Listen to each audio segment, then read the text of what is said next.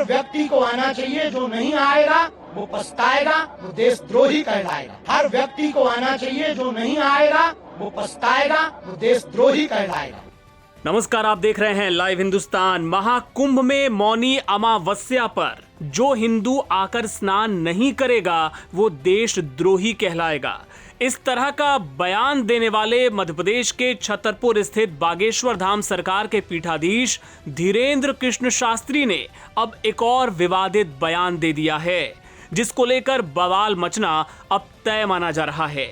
धीरेन्द्र शास्त्री ने एक कार्यक्रम के दौरान कह दिया कि जो कोई गंगा किनारे मरेगा वो मरेगा नहीं बल्कि मोक्ष पाएगा।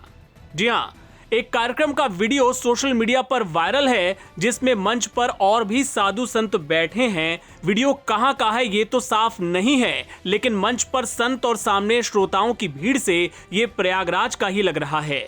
इस समारोह में धीरेन्द्र कृष्ण शास्त्री भगदड़ में हुई मौतों के संदर्भ में कहते हैं, आज हम कमेंट पढ़ रहे थे, कुछ लोगों ने फोन भी किया, कुछ हमारे मित्र हैं कम्युनिस्ट बुद्धि के, हमें फोन लगाकर कह रहे थे कि बाबा अब क्या कहोगे, पर्ची खोलोगे? हमने कहा कि बिल्कुल खोलेंगे। शास्त्री ने आगे कहा, उन्होंने कहा कि इतने महात्मा, इतने साधु, इतने जपी, इतने तपी, फिर भी इस घटना पर आपका क्या विचार है?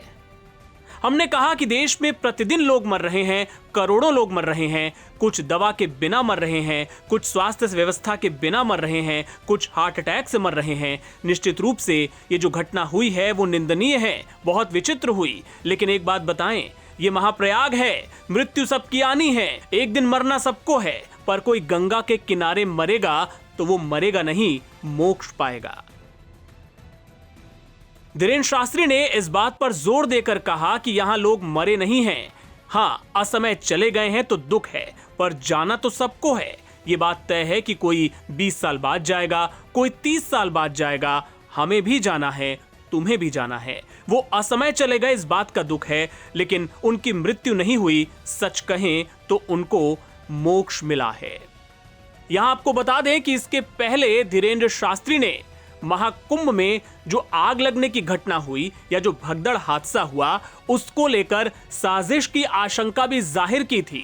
उन्होंने कहा था कि यहां कई लोग वेश बदलकर घूम रहे हैं और उन्हें शक है कि इसे साजिशन अंजाम दिया गया है। उन्होंने क्या कुछ कहा था वो भी आपको सुनवाते हैं। यहाँ पर बहुत षड्यंत्र चल रहे हैं, जगह जगह आग लगाई जाएंगी, अभी और उपद्रव करेंगे, छवि को खराब करने के लिए, सनातन को मिटाने के लिए, हिंदुत्व के ऊपर प्रश्न चिन्ह खड़ा करने के लिए बहुत षड्यंत्रकारी यहाँ वेश बदल के घूम रहे हैं। सरकार निश्चित रूप से सतर्क है, जांच कमेटी गठित हुई है, तो तथ्य निकल के आएंगे, बहुत बारीकी से जांच होगी।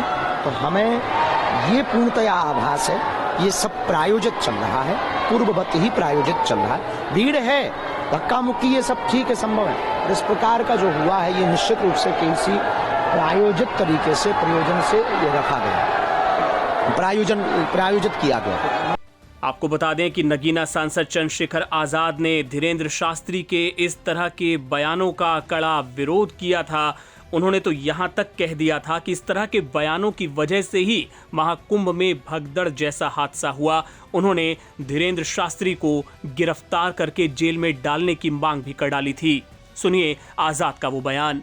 उसके जिम्मेदार उत्तर प्रदेश की सरकार है, उनके मुख्यमंत्री।